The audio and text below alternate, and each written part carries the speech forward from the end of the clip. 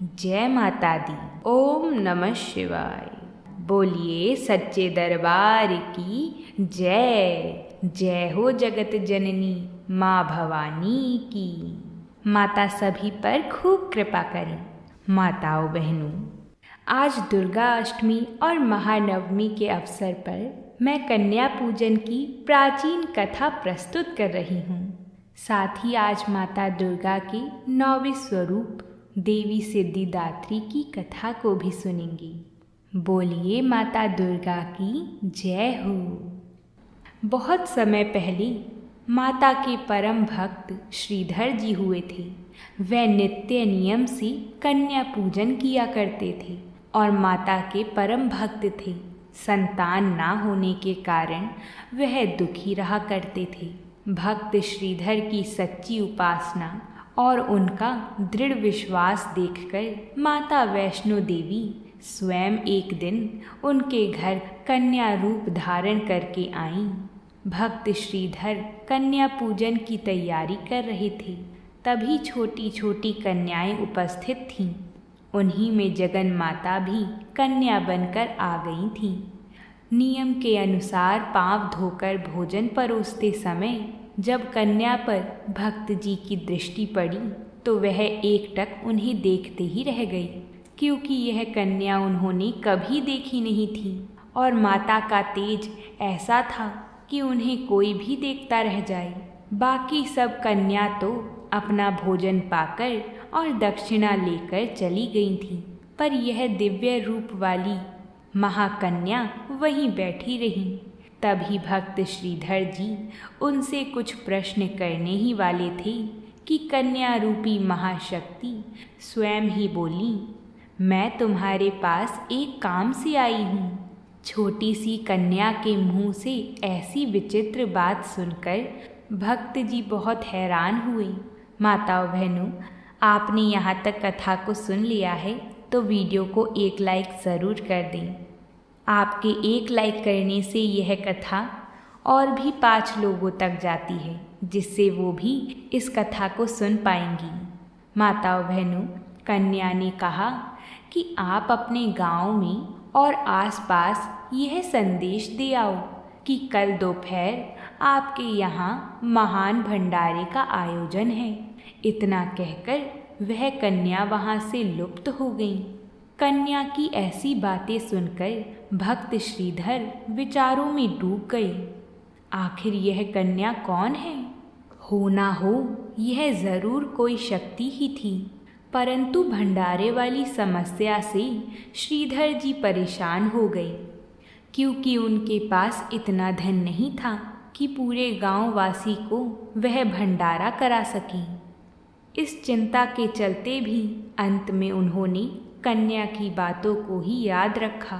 उन्हें नहीं मालूम था कि कल भंडारा किस प्रकार होगा, लेकिन फिर भी भक्त श्रीधर जी भंडारे का संदेश देने एक गांव से दूसरे गांव जा रहे थे, तो मार्ग में साधुओं के एक दल को देखकर भक्त श्रीधर जी ने उन्हें प्रणाम किया और साथ ही उन्हें होने वाले भंडारे में पधारने का निमंत्रण भी दिया। उसी मंडली के गुरु थे गोरखनाथ जी। उन्होंने भक्त जी से उनका नाम पूछा और मुस्कुराकर बोले, ब्राह्मण, तू मुझे भैरवनाथ और मेरे अन्य शिष्यों को निमंत्रण देने में भूल कर रहा है। हमें तो देवराज इंद्र भी भोजन ना दे सके थे। इस पर भक्त श्रीधर जी ने उन्हें कन्या के आगमन वाली सारी कथा सुनाई। गुरु गोरखनाथ ने विचार किया कि ऐसी कौन सी कन्या है जो सबको भंडारा खिला सकती है।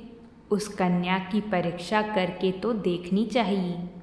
अंततः उन्होंने भक्त श्रीधर जी से कह दिया कि हमें भोजन स्वीकार है, कल समय पर हम आ जाएंगी।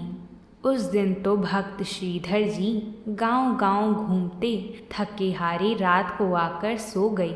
सुबह होते ही भक्त श्रीधर फिर इस विचार में खो गए कि मुझ में तो इतने बड़े भंडारे की सामर्थ्य नहीं है। भंडारे का प्रबंध कैसे होगा? ना मालूम समय कब बीत गया और भीड़ एकत्र होने लगी। गुरु गोरखनाथ और भैरवनाथ जी अपने शिष्यों सहित वहां आ पहुँचे। भक्त श्रीधर जी चिंता में बैठे थे कि अचानक ही दिव्य रूप वाली वह कन्या फिर प्रकट हो गई और श्रीधर जी के सम्मुख आकर बोली, अब सब प्रबंध हो जाएगा। उठिए और योगियों से कहिए कि कुटिया में चलकर भोजन करें। श्रीधर जी उत्साह से उठे और गुरुजी से भोजन के लिए कुटिया में पधारने को कहा तो गुरुजी बोले, हम शिष्यों सहित कुटिया में नहीं आ सकते क्योंकि स्थान बहुत छोटा है। इस पर श्रीधर जी बोले, जोगीनाथ, उस दिव्य कन्या ने ऐसा ही कहा है।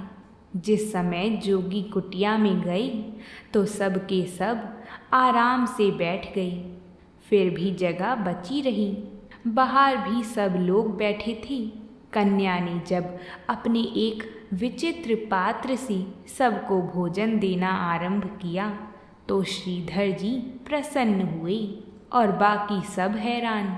यह देखकर गुरु गोरखनाथ जी और उनके शिष्य भैरवनाथ जी ने परस्पर विचार विमर्श किया कि यह कन्या अवश्य ही कोई देवी शक्ति है। यह वास्तव में कौन है, इसका पता लगाना चाहिए। जिस समय कन्या सबको भोजन परोसती हुई भैरवनाथ के पास पहुंची तो भैरवनाथ ने कहा, कन्या, तूने सबको उनकी इच्छा का भोजन दिया है, लेकिन मेरा मन कुछ और चाहता है। कन्या ने बोला, बोलो जोगीनाथ, तुम्हें क्या चाहिए? ऐसी बात सुनकर भैरवनाथ ने देवी से मांस और मदिरा मांगी तो कन्या ने जोगी को आदेश के स्वर में कहा, यह एक ब्राह्मण के घर का भंडारा है। जो कुछ वैष्णव भंडारे में होता है वही मिलेगा। परंतु भैरवनाथ हठ करने लगे क्योंकि उन्हें तो कन्या की परीक्षा लेनी थी। लेकिन भैरवनाथ के मन की बात तो माता वैष्णो देवी पहले ही जान चुकी थी। जो ही भैरवनाथ ने क्रोध करके कन्या को पकड़ना चाहा, वह कन्या रूपी महाशक्ति अंतर्ध्यान हो गई। भैरव जी ने भी उसी समय उनकी खोज में उनका पीछा करना आरंभ कर दिया। चरण पादुका से काफ़ी दूर चलकर वैष्णवी कन्या के सामने एक गुफा के पास तपस्वी साधु को देखकर उसे अपनी दिव्य झलक दिखलाई और कहा, हे तपस्वी, मैं यहाँ कुछ समय आराम करूँगी। कोई मेरे विषय में पूछे तो कुछ नहीं बताना। यह कहकर माता शक्ति गुफा में चली गई और जिस प्रकार बालक माता के गर्भ में तो महीनों तक रहता है, उसी प्रकार कन्या गुफा में 9 महीनों तक तपस्या में लीन रही। उधर भैरवनाथ कन्या की खोज करता हुआ यहाँ तक आ पहुँचा था। उसने तपस्वी से पूछा कि क्या तुम किसी कन्या को इधर से जाते हुए देखा है? यह सुनकर तपस्वी ने भैरवनाथ जी से कहा, जिन्हें तुम साधारण नारी समझते हो वह तो महाशक्ति हैं और आदि कुमारी हैं। उन्होंने उससे कहा कि यहाँ से चले जाओ। यह बात सुनकर भैरवनाथ क्रोधित हो उठा और बोला कि मैं तो उस कन्या को ढूंढकर ही दम लूँगा। भैरवनाथ ने गुफा में प्रवेश कर दिया। गुफा में बैठी तपस्या में जगत माता यह सब देख रही थीं।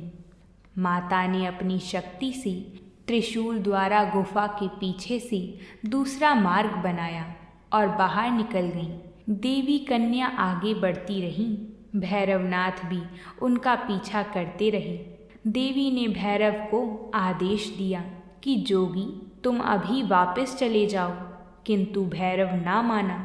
चाहती तो महामाया सब कुछ कर सकती थी, परंतु भैरव की जिज्ञासा भी सच्ची थी। अंत में देवी त्रिकुटा पर्वत की सुंदर गुफा तक पहुंची। गुफा के द्वार पर उन्होंने वीर हनुमान को पहरेदार बनाकर खड़ा कर दिया और भैरवनाथ को अंदर आने से रोकने के लिए कहा। महाशक्ति कन्या गुफा में प्रवेश कर गई तो भैरव जी भी घुसने लगे। तब वीर हनुमान जी के साथ भैरवनाथ का युद्ध हुआ। जब वीर लंगूर परास्त होने लगी तब फिर स्वयं शक्ति ने देवी चंडी का रूप धारण कर भैरवनाथ का वध कर दिया।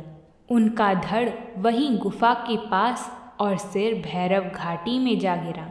सिर धड़ से अलग होने पर भैरव की आवाज़ आई कि हे आदि शक्ति, कल्याणकारी माँ, मुझे मरने का कोई दुख नहीं है, क्योंकि मेरी मृत्यु जगत रचयिता माँ के हाथों हुई है। सो हे मातेश्वरी, मुझे क्षमा कर देना, मैं तुम्हारे इस रूप से अपरिचित था।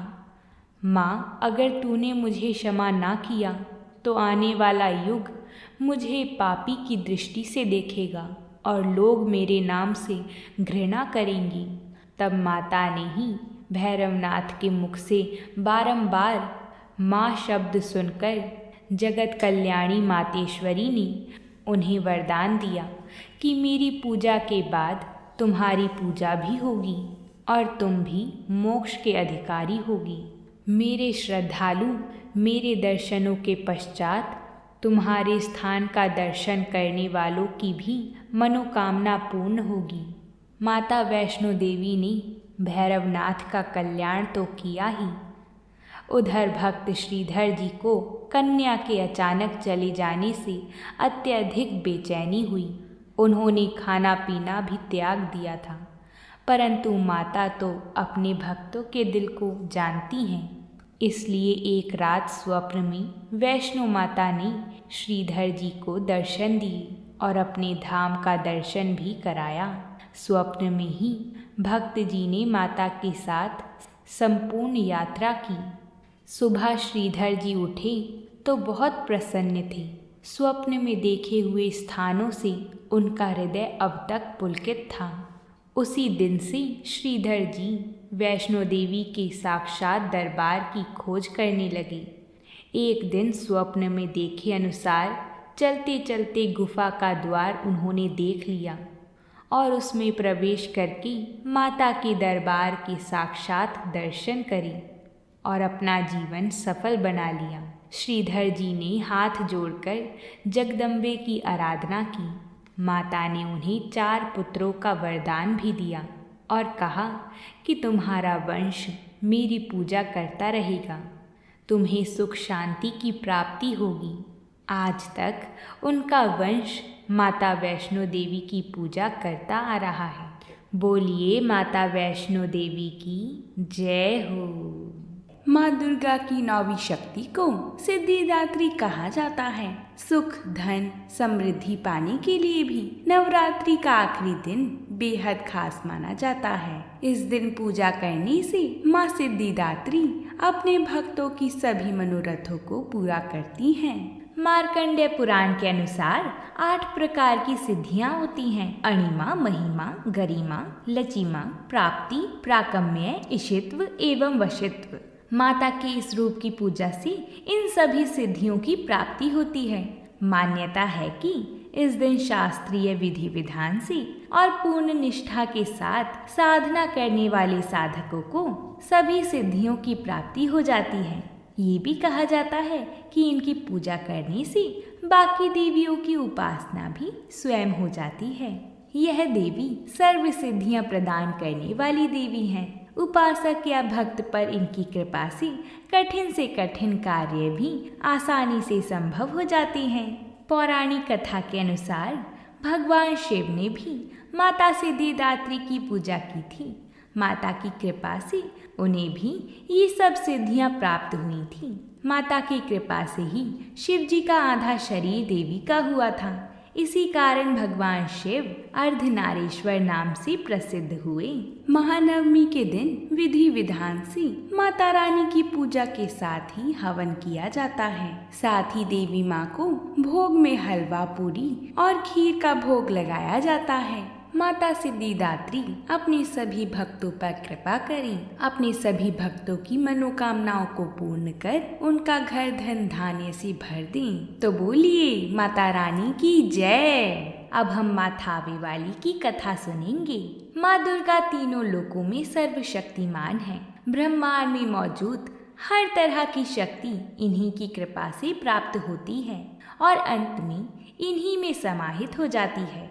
इसीलिए माता दुर्गा को आदि शक्ति भी कहा जाता है। देवताओं ने भी जब राक्षसों के साथ युद्ध में स्वयं को कमजोर महसूस किया, तब माता दुर्गा ने उनके शरणागत होने पर प्रचंड रूप धारण करके राक्षसों का संहार किया था और देवताओं एवं धर्म की रक्षा की। इस जगत की पालनहार माता जी हैं, जिनकी कृपा से सब कुछ होता है, इसलिए इनको जगत जननी भी कहा जाता है। माँ दुर्गा अपने भक्तों और धरती पर धर्म की रक्षा और अधर्म का नाश करने के लिए अनेक रूप में प्रकट हुई हैं। भक्तगण इनको अलग अलग रूपों में और अलग अलग नामों से पूजते हैं। कोई शीतला माता, कोई काली माता, कोई मंगला माता, तो कोई माता वैष्णवी के रूप में पूजते हैं। माँ दुर्गा की अनेक रूप और नाम हैं। माँ के इन्हीं अनेक रूपों और नामों में से एक माँ थावे वाली भी हैं। प्राचीन काल में थावे में माता कामाख्या के बहुत सच्चे भक्त श्री रहसु भक्त जी रहते थे। वो माता की बहुत सच्चे मन से भक्ति करते थे और माता भी उनकी भक्ति से प्रसन्न थीं। माता की कृपा से उनके अंदर बहुत सी दिव्य शक्तियां भी थीं, लेकिन वहाँ के तत्कालीन राजा मनन सिंह को उनकी भक्ति पसंद नहीं थी। वो माता के भक्त को ढोंगी और पाखंडी समझते थे। एक दिन राजा ने अपने सैनिकों को रहसु भक्त जी को पकड़कर दरबार में लाने का आदेश दिया। दरबार में आने पर राजा ने रहसु भक्त जी को ढोंगी, पाखंडी आदि अभद्र शब्दों का प्रयोग कर अपमानित किया और उनके माता के सच्चे भक्त होने का मजाक उड़ाया। रहसु भक्त जी ने राजा को विनम्रता पूर्वक समझाया कि माता की कृपा से ही मैं सब कुछ करता हूँ और मेरी भक्ति से प्रसन्न होकर वो मुझे दर्शन भी देती हैं। राजा मनन सिंह के घर भी माता की पूजा होती थी, लेकिन माता ने उन्हें कभी दर्शन नहीं दिए थे।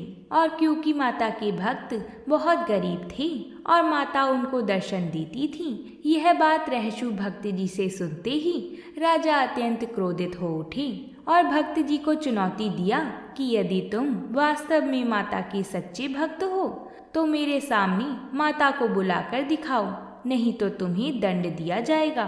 भक्त जी ने राजा को बार बार और विनम्रता पूर्वक समझाया कि महाराज, अगर माता प्रकट हो गई तो अनर्थ हो जाएगा, इसलिए आप अपना हठ छोड़ दीजिए और सच्चे मन से माता की भक्ति कीजिए। लेकिन राजा मनन सिंह अपने हठ पर अड़े रहे। अब भक्त जी के पास माता को बुलाने के अलावा कोई अन्य रास्ता नहीं बचा था। भक्त जी ने माता का आह्वान किया। माता ने काम रूप से प्रस्थान किया और वह थावे पहुंची। माता ने भक्त जी के मस्तक को फाड़कर अपना कंगन दिखाया। उनके आगमन से पूरे राज्य में प्रलय जैसी स्थिति हो गई। राजा और उनके राजपाट का अंत हो गया। माता ने जहां दर्शन दिया वहीं उनके मंदिर का निर्माण किया गया। माँ थावे वाली बहुत दयालु और कृपालु हैं। अपनी शरण में आए हुए सभी भक्तों का कल्याण करती हैं। हर सुख दुख में लोग माँ के शरण में जाते हैं और करुणामयी माँ किसी को भी निराश नहीं करती, सबकी मनोकामना पूरी करती हैं। तो बोलिए माता रानी की जय। अब हम आपसे कल मिलेंगे एक नई कथा के साथ। आप जाकर दुर्गा सप्तशती की कथा ज़रूर सुनें और इन कथाओं को अपने परिवारजनों के साथ ज़रूर शेयर करें। वीडियो को लाइक करें जिससे यह कथा सभी माताएं बहनें सुन सकें। और अगर आप कमेंट करना जानती हैं तो कमेंट में जय माता दी ज़रूर लिखें। तो प्रेम से बोलिए जय माता दी।